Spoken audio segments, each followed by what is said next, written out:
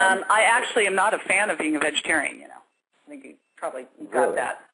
Mm-hmm. I did. Well, I'm much more of a I'm a kind of a paleo plus diet fan. It's the best way to put it, because we do need to live in the real world. But, boy, I'll tell you, when I was on Dr. Phil, the people that we had who didn't make it to the finals were the two women that insisted on being vegetarians and doing the marathon, the LA Marathon. I'm like, both wrong moves on your part, gals. And I have a girl right now. She was a vegetarian, doing everything right? You got to be careful where you're getting your advice. Boy, that soy advisory board is a strong advisory board. Monsanto's got the cash, right? So she was doing everything right. And I was talking about weight loss resistance to an audience, and she was sitting in the audience, and she goes, at first you came out to speak, and she said, at first I looked at you and I thought, I don't like you, and I'm not going to listen to you. And she goes, but then you started to talk, and I just started to cry, because she'd been on a vegetarian diet, just trying to be healthier, right? Living on soy, and she was so hypothyroid. She'd screwed up her thyroid so much from the soy that she could not drop a pound. And she's lost 35 pounds now. Actually, let me think, 'cause she's down now. She's just broke 190. It's so darn exciting, But I got her back to eating real food. I mean, the argument they make with vegetarian is the nasty stuff we're doing to chickens and cows, and I agree, that is nasty. Don't eat those.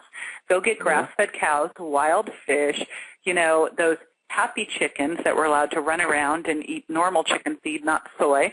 Go eat those ones, because those are what we have been eaten for the last 10,000 plus years. We've been eating wild animals and lots of non-starchy vegetables and little bits of nuts, like we weren't eating a soy burger, washing it down with soy milk and like some drink that's got, like a weird color, some flavored water. It makes me nuts. Yeah.